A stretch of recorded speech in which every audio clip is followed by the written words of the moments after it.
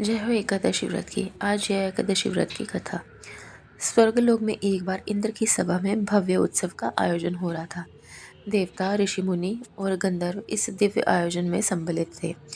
पूरे सभागार में संगीत और नृत्य मधुर लहर गूंज रही थी। गंधर्व कन्याएं और गंधर्व बड़े उत्साह और उल्लास के साथ नृत्य और गायन का कर रहे थे। उन्हीं में से एक अप्सरा थी, रूपवती पुष्पवती, जिसकी मोहक नृत्य मुद्राएं सबका मन मोह रही थी। वही गंधर्व माल्यवान अपनी सुरीली वाणी से सभा को मंत्रमुग्ध कर रहा था। इस बीच में एक अनहोनी घटना घटित हो गई। पुष्पवती की दृष्टि जैसे ही माल्यवान पर पड़ी, वह उसके सौंदर्य एवं आकर्षण पर खो गई। भावनाओं के प्रभाव में बहकर वह अपनी नृत्य गायन से लय से भटक गई और उधर माल्यवान भी उसकी सौंदर्य छटा में ऐसा खोया कि उसके गायन बेसुरे स्वरों में बदल गया। वह दृश्य देख करके इंद्र सहित समस्त सभी सभा में विस्मित रह गए।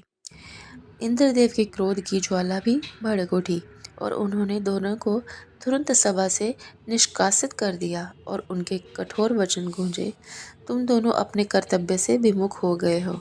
अब तुम्हें पिशाच योनि का कठोर दंड भुगतना होगा।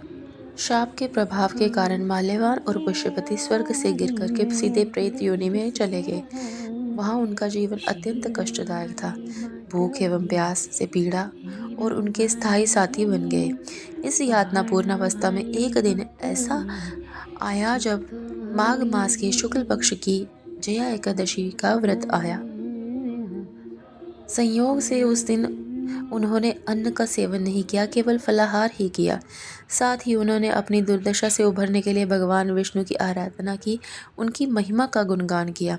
उनकी श्रद्धा एवं भक्ति से प्रसन्न होकर स्वयं श्री हरि वहाँ पर प्रकट हुए और बोले, तुम दोनों के अज्ञानवश भले ही अपना कर्तव्य भंग कर दिया हो, लेकिन मेरी भक्ति से अब तुम मुक्त हो जाओगे।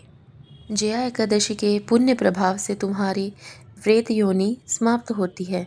भगवान विष्णु के आशीर्वाद से दोनों को पुनः सुंदर दिव्य शरीर प्राप्त हुआ। वह स्वर्गलोक लौट आए। जब वह इंद्र की सभा में पहुंचे, तब इंद्र उन्हें देख करके चकित रह गया और उन्होंने पूछा, तुम दोनों इस प्रेत योनि से कैसे मुक्त हुए? तब माल्यवान ने उत्तर दिया, हे देवराज इंद्र, हम दोनों ने जया एकादशी का व्रत रखा था और भगवान विष्णु की कृपा से हमें पिशाच योनि से मुक्ति प्राप्त हुई।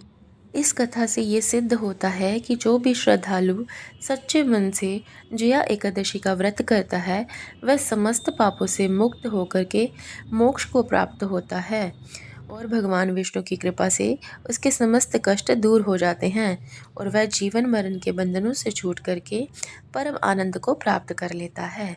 जय हो श्री हरि विष्णु की। कथा समाप्त।